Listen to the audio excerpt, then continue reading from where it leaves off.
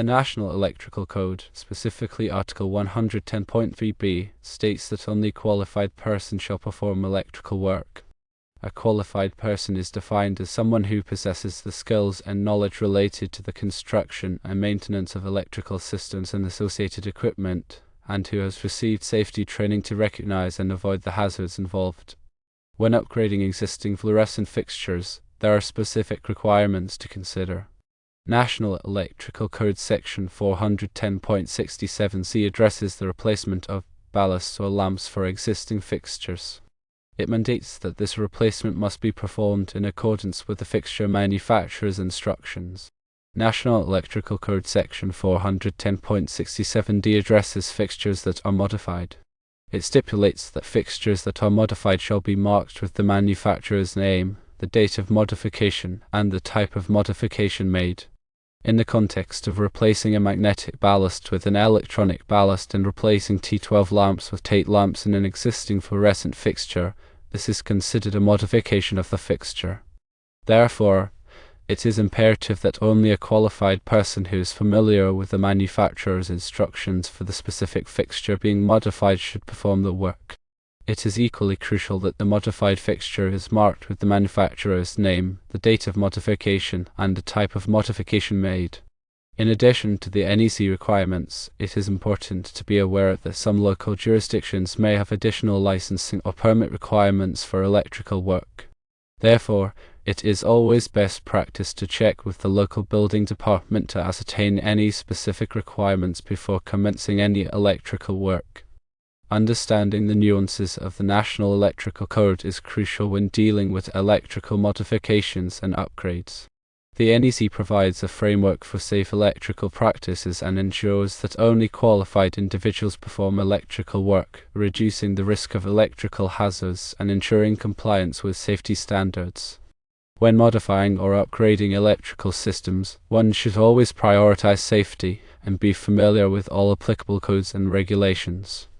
This includes not only the NEC but also any local codes or ordinances that may apply.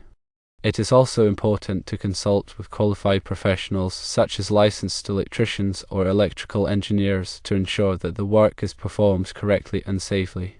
Replacing a magnetic ballast with an electronic ballast and replacing T12 lamps with Tate lamps is a common upgrade. There are a number of reasons to consider this upgrade. Firstly, electronic ballasts are more energy efficient than magnetic ballasts. This means that they consume less power to operate the lamps, which can result in significant energy savings over time. Secondly, Tate lamps are also more energy efficient than T12 lamps. They produce more light per watt of power consumed. Thirdly, electronic ballasts typically have a longer lifespan than magnetic ballasts. This means that they will need to be replaced less frequently, which can save money on maintenance costs. Fourthly, Tate lamps typically have a longer lifespan than T12 lamps. This means that they will need to be replaced less frequently, which can save money on maintenance costs. When performing this type of upgrade, it is important to select the correct ballast and lamps for the fixture. The ballast must be compatible with the lamps, and the lamps must be the correct size and wattage for the fixture.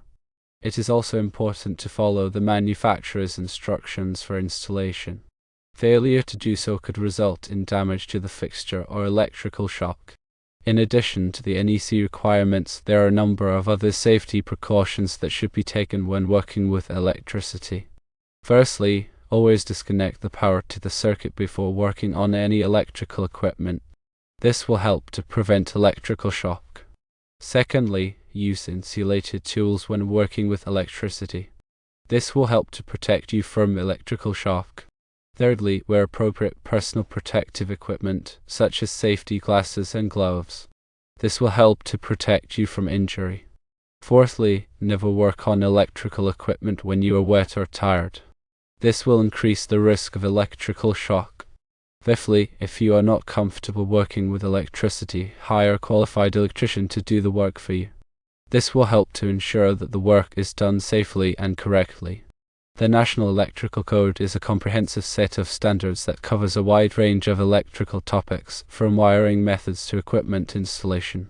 It is updated every 3 years to reflect the latest advances in electrical technology and safety practices.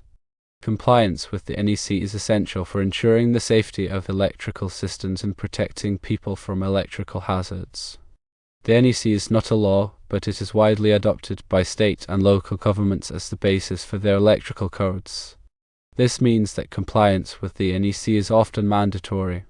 In addition to the NEC, there are a number of other standards and regulations that may apply to electrical work.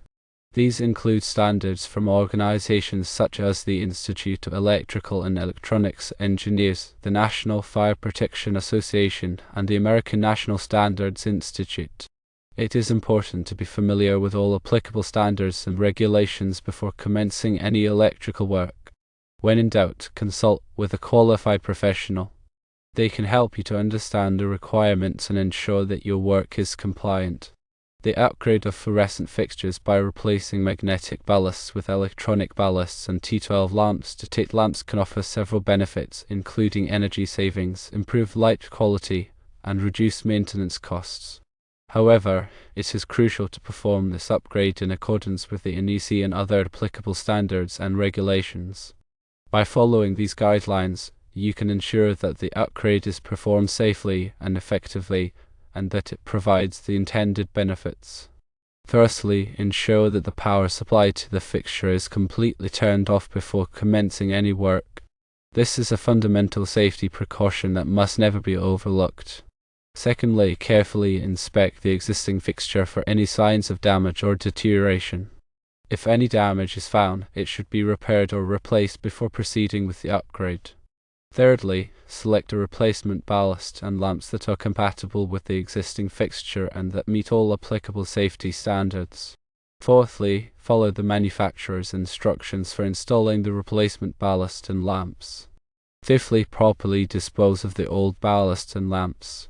Magnetic ballast may contain harmful materials, such as polychlorinated biphenyls, and should be disposed of in accordance with local regulations.